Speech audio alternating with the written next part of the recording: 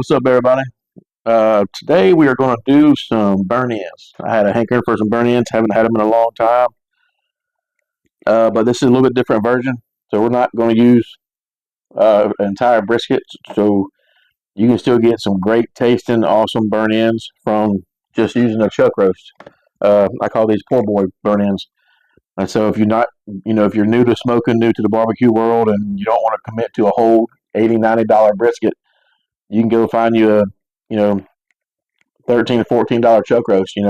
Sometimes cheaper than that. You get them on sale, and if you season them right and you follow the steps right with some smoke and keep your heat consistent and with some good sauce, these things will be fall apart tender and delicious, and you'll never know that you didn't spend $90 on a brisket, and they'll be amazing. So sit back, watch, and let's get this dude started.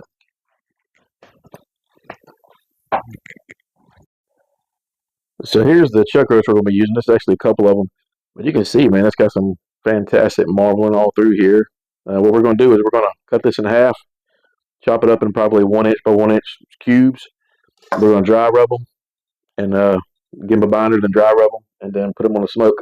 So I'll see you back here in a minute.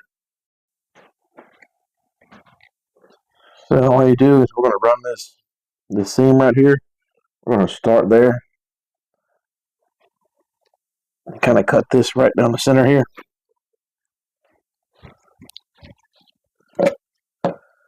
Separate that. Then we're going to cut it one more time. It's not really science to it because you're going to be doing some cross cutting.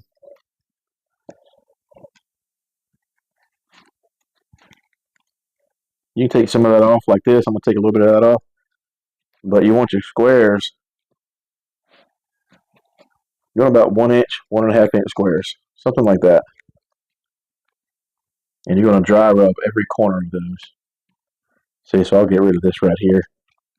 I mean, you're not going to cook nothing. You're not going to do anything with that. I'm going to get rid of that one too.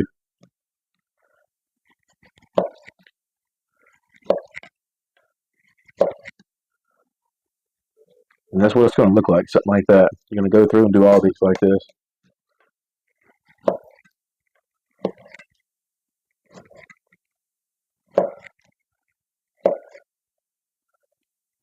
Alrighty, we'll finish up these and we'll get our dry rub on.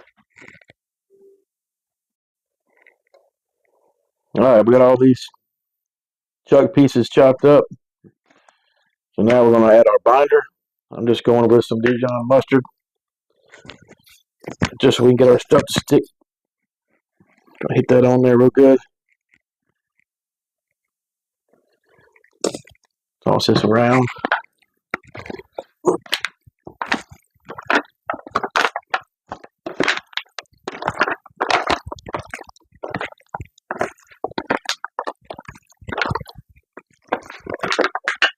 And that's really all that's doing is making it sticky. So take one of these gloves off here. I'm going to go first with some Happy Hollow dry rub. You can use this stuff's great on pork, steak, everything. It's kind of a finer dry rub.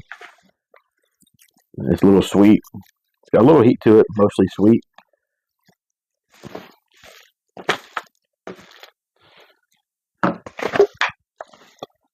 Make sure you get all over everything. You can do these individually to make sure you get a whole lot better coat. But I'm just going to do this because I'll go back and pretty them up when I get done. I'll mix these up.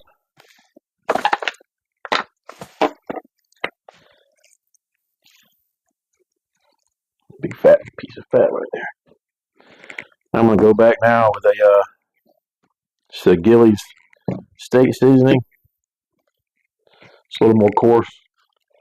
Lots of granulated garlic. I mean, be super liberal with it, man. Because you want all of that flavor in these things.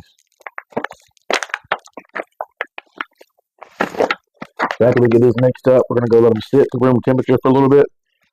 And then we're going to separate them in 2 different pans and make sure everything is evenly coated with these 2 different rubs. And then we're going to put them on the smoker at about 230 to 240 and let them ride for a couple hours. And then we'll check back and see how they're looking. What we want these to do, after we separate these and get them separated into 2 different pans, we want them to get to about 165 internal. And it won't take long. That's another reason I like chopping them up, because you leave them whole, but it takes a little bit longer to get through, to get to that temp. You can do it either way. I've done them both ways, and I really haven't found a whole much of a difference.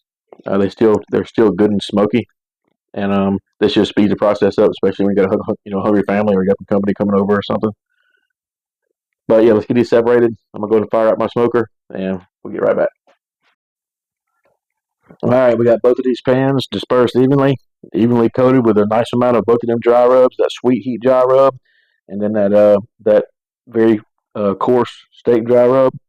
We'll have lots of flavors in these things, and it's going to cook down. So let's get these on the smoke.